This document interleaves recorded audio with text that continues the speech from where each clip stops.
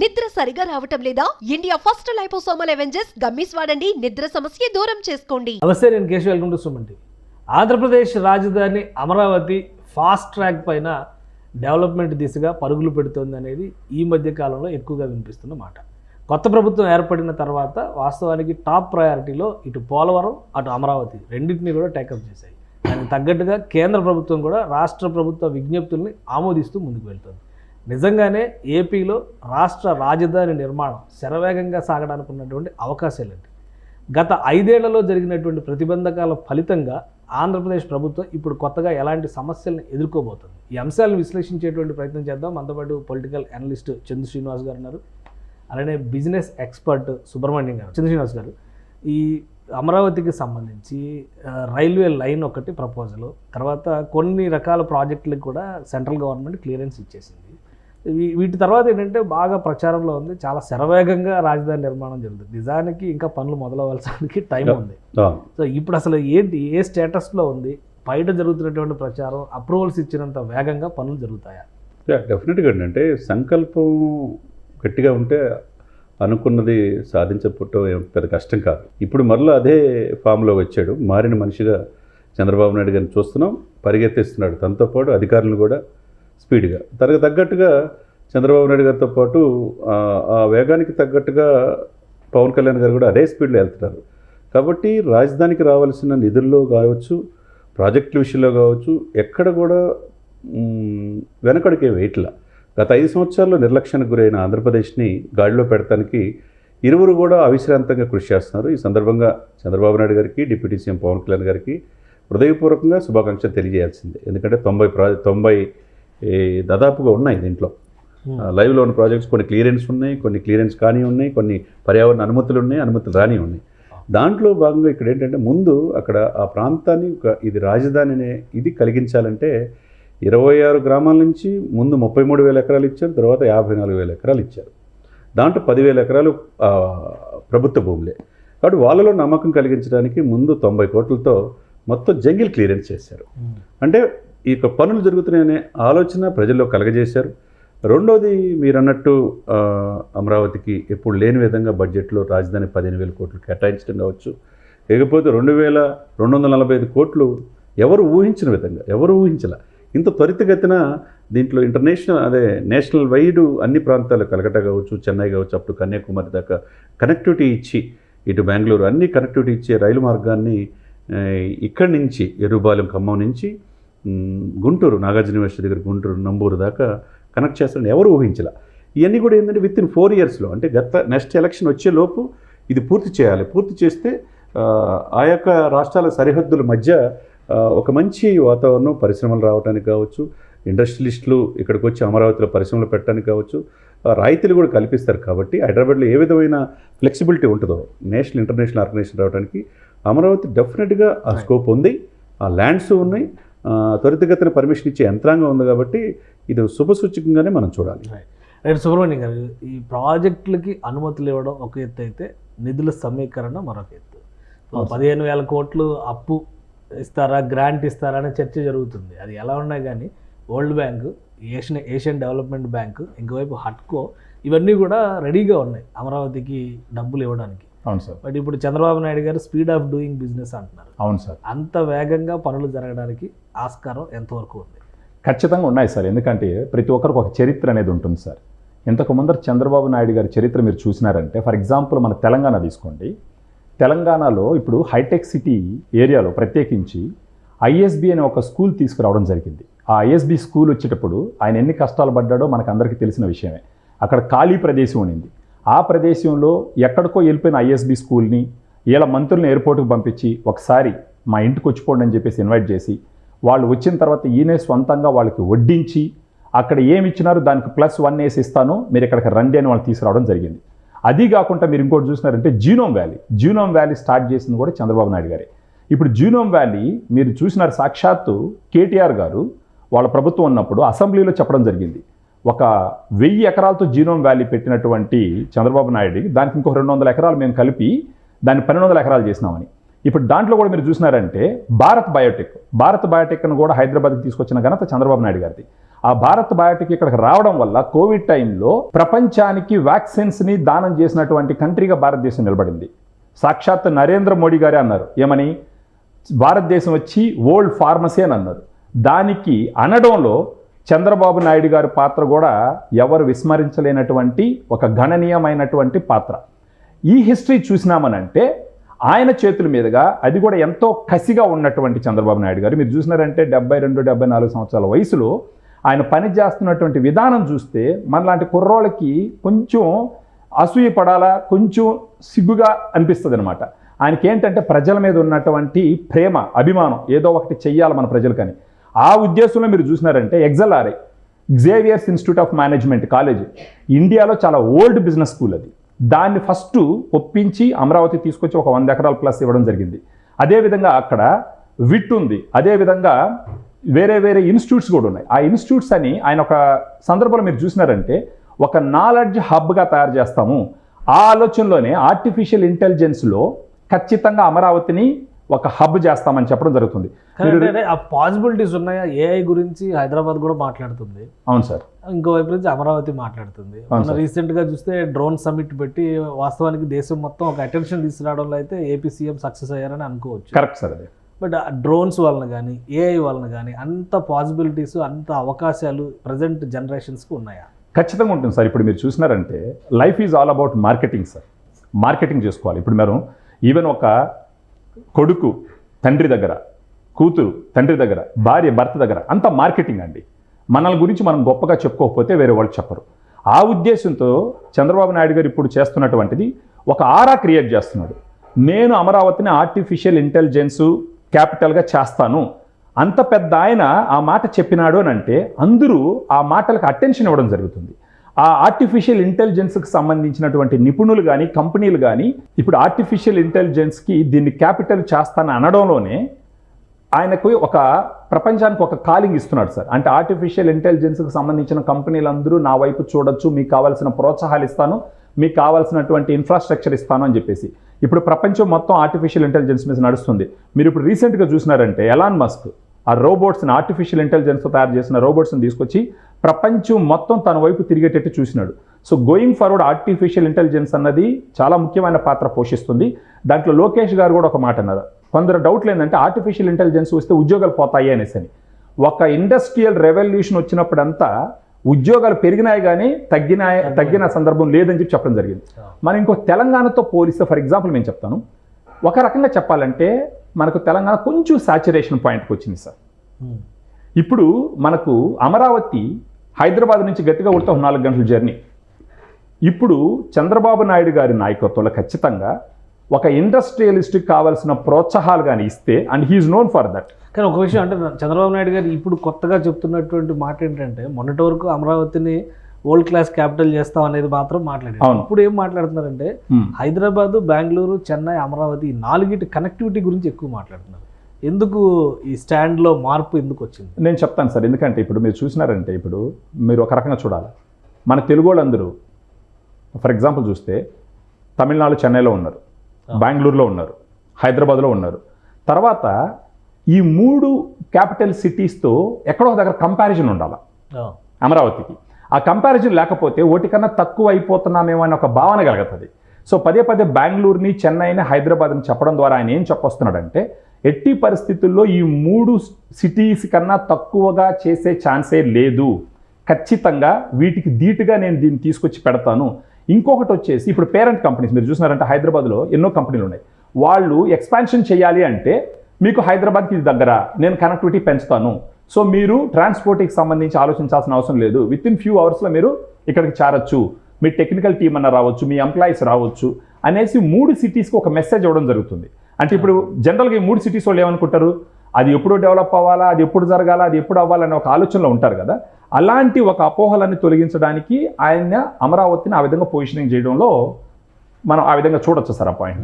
Right. Chandrasrinivas గారు, ఇప్పుడు జరుగుతున్నటువంటి డిస్కషన్లో గతంలో కూడా చంద్రబాబు నాయుడు గారు ఫిన్టెక్ వ్యాలీ గురించి, మెడిటెక్ జోన్ గురించి, వీటన్నిటి గురించి మాట్లాడారు. సో అవి ఎస్టాబ్లిష్ చేసేటువంటి ప్రయత్నాలు కూడా చేశారు.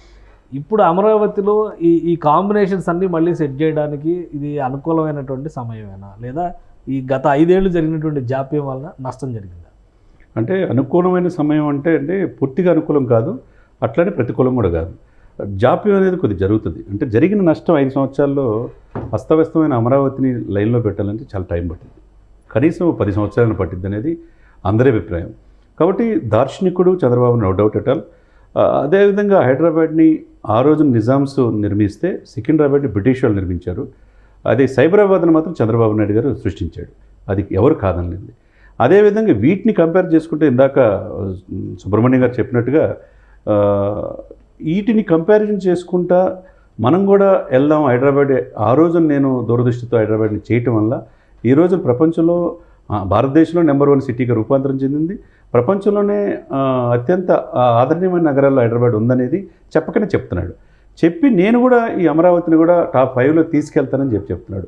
అంటే టాప్ 5లో తీసుకెళ్తానని ఇప్పుడు ఉన్న వనరులు ఏంటి, ఇప్పుడున్న అన్నీ సహకరిస్తాయా, ఈయన వెసులుబాటు కల్పించినట్టు ఫైనాన్షియల్ అసిస్టెన్స్ అది ఉండాలి. ఎందుకంటే ఒకటి సార్ మెయిన్ మనకి ఇక్కడ ఏంటి మనీ కావాలి దేనికైనా కానీ. 10.5 లక్షల కోట్ల అప్పులో ఆంధ్రప్రదేశ్ ఉంది. చంద్రబాబు నాయుడు గారు 2014లో దిగేటప్పుడు 2.5 లక్షల కోట్ల అప్పుని జగన్మోహన్ రెడ్డి గారు ఒక 8 లక్షల కోట్లు యాడ్ చేశారు. అంటే 10.5 లక్షల కోట్ల అప్పుకి ప్రతి నెల 6,000 కోట్ల పైన వడ్డీ కట్టాలి. ఈ వడ్డీ కట్టాల అనే పరిస్థితిలో ఉన్న ఈ 3 మాసాలు చూస్తే కనుక ప్రతి నెలకి కూడా పెన్షన్స్ ఇస్తున్నారు వాయిదా లేకుండా. ఉద్యోగులకు 5వ తారీఖులోపు జీతాలు ఇస్తున్నారు.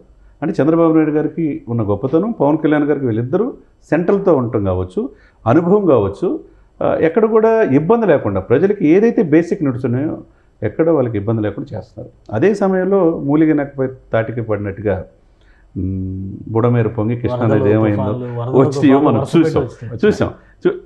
ఆ సిచ్యువేషన్లో కూడా నాయకుడి మీద నమ్మకంతో 400 కోట్ల రూపాయలు వచ్చినాయి. కానీ ఇక్కడ ఏంటంటే పనులు జరగాలి. ఒకవైపు రాయలసీమకు ప్రాధాన్యత, పరిశ్రమలు రావాలి, నీరు రావాలి. ఒకవైపు కోస్తాకు కూడా తీర ప్రాంతం ఉంది. ఉభయ గోదావరి జిల్లాల్లో మనం ఆంధ్ర అదే కేరళ అంటారు. కేరళను తలపించే కొబ్బరి తోటలుండి పర్యావరణం ఉన్నది. అక్కడ టూరిజం డెవలప్ చేసుకోవాలి. అదే విషయంగా విశాఖపట్నం చూసుకోండి. గుజరాత్ తర్వాత తీర ప్రాంతం 974 కిలోమీటర్లు ఉన్నప్పుడు తీర ప్రాంతం ఫుడ్ ప్రాసెసింగ్ యూనిట్స్ రావాలా. ఇవన్నీ ఇప్పుడు రావాలి అంటే 5 సంవత్సరాల్లో అంటున్నట్టుగా పట్టినట్టుగా చూసారే తప్పితే ప్రజల్ని సోమరిపోతుల్లాగా అంటే ఓపెన్గా చెప్తున్నాం. సంక్షేమం మాటన బటన్ నొక్కి లక్షల కోట్లు ఇచ్చాం, మళ్ళీ ఓటు ఎందుకు వేయలే అనే భావంతో జగన్మోహన్ రెడ్డి గారు ఉన్నారు కాబట్టి అభివృద్ధిని మర్చిపోయారు. అభివృద్ధిని మర్చిపోబట్టి ప్రజలు ఈయనొద్దు అనుకున్నారు. 11 సీట్లకి పరిమితం చేశారు. ఇప్పుడు ఏంటి అస్తవ్యస్తమైన ఆంధ్రప్రదేశ్ని ఇప్పుడు శాచురేషన్ పాయింట్ అని సుబ్రహ్మణ్యం గారు అన్నా హైదరాబాద్ ఎప్పటికీ ఎవర్ గ్రీన్. అందరిని ఎక్కువ చేర్చుకునేది, కాస్ట్ ఆఫ్ లివింగ్ తక్కువ. చంద్రబాబు నాయుడు గారు అంత దూరదృష్టితో చెప్పి డెక్కన్ ప్లాట్లో ఉంది. ఎటువంటి తీవ్రమైన కెలామిటీస్ కావచ్చు, సునామీలు కూడా హైదరాబాద్కి రావు. సాయంత్రం 5ంటికి వాతావరణం చల్లబడింది. ఈ హైదరాబాద్ని కాదని వెళ్తారా అంటే అంత తేలిగ్గా వెళ్ళే పరిస్థితి లేదు. కాబట్టి అక్కడ చేయాలంటే కొద్ది టైం పట్టింది. ఈ 5 సంవత్సరాల పీరియడ్ అనేది ఆయనకు ఒక ఆకర్షించడానికి ఎట్లయితే ఆయన విదేశీ పెట్టుబడులు ఆకర్షించాడు, బిల్ క్లింటన్ తీసుకురాగలిగాడు హైదరాబాద్ ఎంత రూపాంతరం ఓఆర్ఆర్ రింగ్ రోడ్డు కావచ్చు, ఎయిర్పోర్ట్ కావచ్చు తెచ్చాడు. ఆ దార్శనికత ఆయనలో ఉన్నది. ఆ ఉన్నదాన్ని మోదీ గారి యొక్క ఇదితో డెఫినెట్గా తీసుకురాగలిగితే ఒక మంచి మొన్న ఇండియన్ ఆయిల్ కార్పొరేషన్. మీ అంచనా ప్రకారం ఒకవేళ అమరావతి కన్స్ట్రక్షన్ అనేది మొదలైతే ఒక 2 ఏళ్లలో చేంజ్ చూపించడానికి అవకాశం ఉంటుందా? 2 ఏళ్ళు కాదండి, కనీసం అట్లీస్ట్ 4 years పట్టింది. ఎందుకంటే మీరు చెప్పిన ఇందాక ఆర్టిఫిషియల్ ఇంటెలిజెన్స్ రావాలంటే ఫీచర్ అంతా ఆర్టిఫిషియల్ ఇంటెలిజెన్స్, 2 డ్రోన్ కెమెరాస్, దానివల్ల 4 లక్షల ఉద్యోగాలు వస్తాయని చెప్పాడు. వాస్తవమే. చంద్రబాబు నాయుడు గారు టెక్నాలజీని అందిపుచ్చుకోవట్లో ఈ దేశంలో అతనుకున్న నాలెడ్జ్ ఎవరికి లేదు. ఆయన టెక్నాలజీ చదువుకోకపోయినా కుప్పం నుంచి వచ్చి ఎస్వి యూనివర్సిటీలో ఆర్థిక శాస్త్రం చేసి విద్యానాయకుడిగా ఎదిగిన వ్యక్తికి టెక్నాలజీని అందిపుచ్చుకోవటంలో ఎప్పుడు ఇజ్రాయెల్ టెక్నాలజీ కావచ్చు, జపాన్లో బుల్లెట్ ట్రైన్లో ఎట్లా తీసుకురావాలి, ఈ 2 రాష్ట్రాల మధ్య డిస్టెన్స్ తగ్గితే ఎట్లా ఉంటుంది, కనెక్టివిటీ ఎట్లా ఉంటుంది అనేది, ఆ కనెక్టివిటీ రోడ్డు మార్గం, ఫ్లైట్ మార్గం కూడా అదే ఇంటర్నేషనల్ కనెక్టివిటీ తీసుకురావడంలో ఆలోచనలు ఎప్పుడు అందివేశం చేయి. కాబట్టి యాజ్ ఎర్లీ యాజ్ వెల్ 2 yearsకి కాకపోయినా 4 yearsకి ఒక మార్పు అనేది మనం ఆశించవచ్చు. రైట్. సుబ్రహ్మణ్యం గారు మీరేం చెప్తారు? సార్ ఇక్కడ ఒక విషయం నేను చెప్పదలుచుకుంటున్నాను సార్. సౌత్ ఇండియాలో మీరు చూసినారంటే అమరావతి నిర్మాణం అన్నది సౌత్ ఇండియా వాళ్ళకి ఉన్న ఒక గొప్ప వరం సార్, ఒక అవసరం కూడా. సౌత్ ఇండియాగా ఆంధ్రప్రదేశ్గా? సౌత్ ఇండియాకి ప్రథమంగా, తర్వాత ఆంధ్రప్రదేశ్ సార్. ఎందుకు సౌత్ ఇండియాకి ప్రథమంగానే మనం మాట్లాడాల్సి వస్తే ఇప్పుడు చెన్నై తీసుకున్నా, బెంగళూరు తీసుకున్నా, హైదరాబాద్ తీసుకున్నా ఎలాంటి చిన్నపాటి వరద వచ్చినా కానీ ఎలా ఈ సిటీలు తయారైనవి మీరు క్లియర్గా చూడడం జరిగింది. అంటే భయం గుప్పిట్లో బతుకుతున్నారు. అది కాకుండా ఈ ఎంక్రోచ్మెంట్స్ వల్ల వీటన్నిటి వల్ల ఒక చిన్న వర్షం వచ్చినా ఇంకేదొచ్చినా తట్టుకోలేని పరిస్థితి. అమరావతి కూడా మునిగిపోతుందనే కదా ప్రచారం చేస్తున్నారు. మొన్న బుడమేరు పొంగితే అమరావతి మునిగిపోయిందని చెప్పారు. 90% మునగకుండా పోయేదానికి ప్రసక్తి ఏదీ లేదు సార్. ఒక ప్రకృతి ముందర మనం కుప్పిగొంతులు వేయాలంటే జరగదు. చంద్రబాబు నాయుడు గారు చెప్పినట్టు ఇంట్లోకి నీళ్ళు వస్తున్నాయి కదని ఇల్లు వదిలి గాల్లోకి వెళ్ళాం కదా, ఆ ఇంట్లోకి నీళ్లు రాకుండా ఎలా చూసుకోవాలన్నది మనం చేయాల్సిన పని. ఇప్పుడు అమరావతి నిర్మాణం ఎందుకు ముఖ్యం అంటే సార్, ఇప్పుడు ఈ 3 సిటీలు కొంచెం సాచురేషన్ పాయింట్కి వచ్చినాయి in terms of employment. Second వచ్చేసి ఇవన్నీ ఎప్పటి నుంచో తయారైనటువంటి సిటీ క్యాపిటల్స్. ఇప్పుడు మారుతున్న కాలానికి తగ్గట్టు ఇక లేటెస్ట్గా ఒక స్ట్రక్చర్లో ఒక అమరావతి నిర్మించేదానికి ఆయన ప్లాన్ చేస్తున్నాడు. Future city, future city. ఎందుకంటే 4th సిటీ అంటున్నారు కదా, అది కూడా ఫ్యూచర్ సిటీ అంటున్నారు కదా. Future city. 1 second sir, Subrahmanyam గారు చెప్పినట్టుగా సాచురేషన్ అనేది హైదరాబాద్కి ఎప్పుడూ ఉండదు. ఎందుకంటే నేను హైదరాబాద్లో ఉంటున్నానని కాదు, మీరు ఎవరైనా హైదరాబాద్లో ఎందుకు హైదరాబాద్ సాచురేషన్ ఉండదని డెక్కన్ ప్లాట్లో ఉంది, అందరినీ ఆహ్వానిస్తుంది. అవును సార్. విస్తారమైన భూములు ఉన్నాయి. అవును సార్. మీరు అన్నట్టుగా 4th సిటీగా ఇప్పుడు శ్రీశైలం రోడ్డు కావచ్చు మొత్తం కూడా విస్తరించడానికి ప్లాన్ చేసేసుకున్నారు ఆల్రెడీ. దాంట్లో ఇంటర్నేషనల్ కొరియా సమస్యలు, జపాన్ సమస్యలు కూడా ముందుకు వస్తున్నాయి ఇండస్ట్రీలు పెడతానికి. ఇక్కడ ఆల్రెడీ ఈ సుదీర్ఘంగా ప్లాన్ చేసుకున్న నిర్మాణం నగరం, ఒక అధునాతనమైన నగరం నిర్మితం అయిపోయింది. ఇంత నగరాన్ని నిర్మితమై ఇంత ఎంప్లాయ్మెంట్, లక్షలాది మందికి ఎంప్లాయ్మెంట్ ఇచ్చి ప్రపంచంలోనే ఆకర్షిస్తున్న హైదరాబాద్ సాచురేషనే కాదు, ఇంకొక పెరుగుతుంది. గచ్చిబౌలి నుంచి ఇక్కడ వెస్ట్ సైడ్ సాచురేషన్ అంటే అక్కడతో ఎండ్ అయిపోతుందని కాదు, but already a limited levels రావాలో ఆ లిమిటెడ్ లెవెల్స్ రీచ్ అయింది కాబట్టి నెక్స్ట్ లెవెల్ ఆప్షన్స్ చూస్తారు. నా పాయింట్ ఏంటంటే నేను చెప్తాను, I make it very clear. నా పాయింట్ ఏంటంటే సాచురేషన్ అంటే నేనేం చెప్తున్నానంటే సార్, ఈ న్యాచురల్ కెలామిటీస్ ఇవి వచ్చినప్పుడు తట్టుకోవడం కొంచెం కష్టం అవుతుంది. అదే అమరావతి వీటన్నిటి నుంచి గుణపాఠాలు నేర్చుకొని వీటన్నిటిని కూడా తట్టుకునే విధంగా నిర్మించే అవకాశం ఒకటి ఉంది. ఎందుకంటే జీరో నుంచి స్టార్ట్ చేస్తున్నారు. ఈ సిటీలో ఉన్న లోపాలని దాన్ని ఇక్కడ మనం ఎలా సవరించాలనే విధంగా చేసేదానికి అవకాశం ఉన్నటువంటి సిటీ. ఇంకొకటి తెలుగు వాళ్ళకి 2 సిటీలు వరం లాంటిది. ఇప్పుడు హైదరాబాదు ఎటొచ్చి వరం తెలుగు వాళ్ళకి. అదేవిధంగా రేపు అమరావతి డెవలప్ అయిందంటే ఇదే హైదరాబాద్ నుంచి 4 గంటల ప్రయాణంలో అమరావతిలో చేరి అక్కడ కూడా మనం ఉద్యోగాలు చేసుకునే అవకాశాలు చాలా చాలా ఎక్కువ ఉన్నాయి. ఇంకొకటి ఇప్పుడు మీరు చూసినారంటే తెలుగోళ్ళు యూఎస్లో కూడా తెలుగోళ్ళు ఉండరు. తెలుగోళ్ళు ఎక్కడికెక్కడికో, ఇప్పుడు ఇక్కడ నుంచి తెలుగోళ్ళు బాంబే పోవాలన్నా, పూణే పోవాలన్నా కొంచెం కష్టతరమైంది. అదేవిధంగా తమిళనాడులో పోయి తమిళుల్లో వాళ్ళు బతకాలన్నా కొంచెం కష్టతరం. అదే కన్నడలో పోయి కన్నడిగులు బాగా భాషా అభిమానం ఉన్న వాళ్ళలో తెలుగోళ్ళు ఉండడం అనేది కూడా కొంచెం బాధాకరమైన విషయం. ఇలాంటి సిచ్యువేషన్లో అమరావతి డెవలప్ అయిందంటే మన తెలుగు వాళ్ళకి ఇంకొక క్యాపిటల్ సిటీ వచ్చిందంటే దాన్ని ఒక గొప్ప వరంగా చూడాలి. 2 రాష్ట్రాలకి అడ్వాంటేజ్ అంటే 2 రాష్ట్రాలకు అడ్వాంటేజ్. హైదరాబాద్ సాచురేషన్ అంటే నేను ఆపర్చునిటీస్ పరంగా చెప్పట్లేదు. ఫర్ ఎగ్జాంపుల్ ఇప్పుడు చెప్తాను చూడండి, చెన్నైలో ఉన్నప్పుడు ఉద్యోగం చేయాలి అంటే 10 నెలలు రెంట్ కట్టాలి సార్. ఏంటి అడ్వాన్స్ ఒక 20,000 రూపాయలు బాడుగు దొరకదు. బెంగళూరులో కూడా అంతే. 20,000 రూపాయలు బాడుగు దొరకదు. ఒక గేటెడ్ కమ్యూనిటీలు ఉండాలంటే 30-40 వేలు కట్టాలి. 30-40 కొత్తగా ఉద్యోగంలోకి పోయే ఒక వ్యక్తి 10 నెలలు రెంట్ అడ్వాన్స్గా 4 లక్షల రూపాయలు కట్టాలంటే ఎంత కష్టతరమైన పని. అదేవిధంగా బెంగళూరు, మన హైదరాబాద్లో మన తెలుగు వాళ్ళని చాలా అదృష్టవంతులు. హైదరాబాద్లో మీరు చూసినారంటే 2 నెలల బాడుగు అడ్వాన్స్ ఇచ్చినా సరిపోతుంది.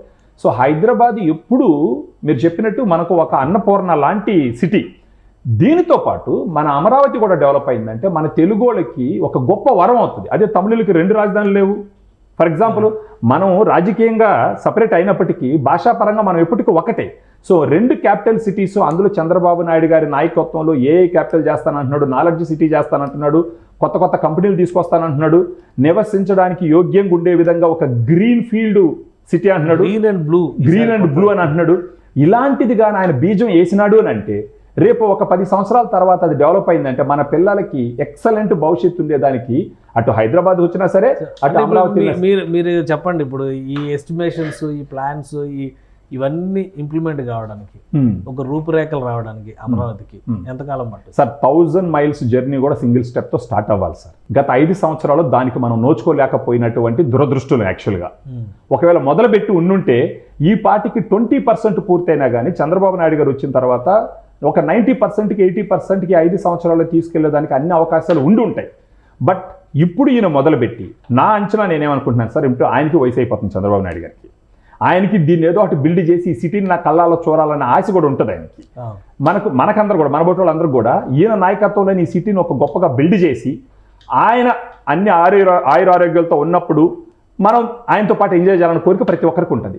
సో ఈ సమయంలో చుట్టుపక్కల ఉన్నటువంటి ప్రజలు కానీ పార్టీలకు అతీతంగా, ప్రాంతాలకు అతీతంగా ప్రజలు కానీ అధికారులు కానీ పార్టీలకు అతీతంగా చంద్రబాబు నాయుడు గారికి గాన సహకరించి సపోర్ట్ చేసి ఆయన మోటివేట్ చేస్తూ గాన ముందరికి తీసుకెళ్తే ఇంకొక మన శ్రీనివాస్ సార్ చెప్పినట్టు ఇంకొక 4 సంవత్సరాల్లో కనీసం ఒక 60 to 70% రూపురేఖలు దిద్దుకున్నాయి అని అంటే ఆ తర్వాత అనేది సార్ ఇప్పుడు ఏ సిటీ కూడా 100% అయిపోయి మొత్తం అరటిపూడి వచ్చి నోట్లో పెట్టాం అన్నట్టు ఉండదు. ఈ డెవలప్మెంట్ అనేది కంటిన్యూస్ ప్రాసెస్ అది. కానీ మినిమం రిక్వైర్మెంట్ ఒకసారి సెట్ అయిపోయిందంటే నివాస యోగ్యానికి కావాల్సినటువంటి అన్ని వసతులు, కంపెనీలు ఇవన్నీ కానీ సెట్ అయిపోయినాయంటే ఇంకా ఆడకాడికి తర్వాత ఫర్దర్ డెవలప్మెంట్ అనేది జరుగుతూ ఉంటుంది. సో నా నమ్మకము పవన్ కళ్యాణ్ గారి ఒక దీక్ష, ఆయన చాలాసార్లు చూసినారు సార్, పవన్ కళ్యాణ్ గారు ఓపెన్గా చెప్తారు, నాకు చీఫ్ మినిస్టర్ అవ్వాలనే కోరిక లేదు, నేను ఇది కూడా అవ్వాలనుకోలేదు, మీరు చేసినారు కాబట్టి నేను అయినాను. కాబట్టి ఆయనకి ఎంతో అనుభవం ఉంది. ఆయన అనుభవంలో ఈ రాష్ట్రాన్ని ముందరికి తీసుకెళ్ళి ప్రజలకు మేలు జరగాలన్నది నా ఆకాంక్ష. దానికోసం నేను సర్వీసులో ఉన్నా సరే, అంటే పదవిలో ఉన్నా సరే పదవిలో లేకపోయినా సరే దీనికి నేను కట్టుబడి ఉండాను అని చెప్పడం పవన్ కళ్యాణ్ గారు మనం గమనించినాం. ఇదే ఒక మనస్తత్వంతో తెలుగు ప్రజలందరూ మన బిడ్డల భవిష్యత్తు బాగుండాలి అంటే పార్టీలకు అతీతంగా, కులాలకు అతీతంగా, మతాలకు అతీతంగా ఇప్పుడు ఉన్నట్టు ఎవరు ఒప్పుకోకపోయినా గత రాబోయే 5 సంవత్సరాలు అయితే ఈ ప్రభుత్వం ఉంటుంది సార్. సో రాజకీయాలన్నీ పక్కన పెట్టేసి, ఈ కులాల మతాలు పక్కన పెట్టేసి వీళ్ళకి గాన మనం మనస్ఫూర్తిగా సపోర్ట్ చేస్తే మన బిడ్డల భవిష్యత్తు తయారవుతుంది. ప్రతి ఒక్కరు ఇది ఆలోచించాల్సినటువంటి విషయం.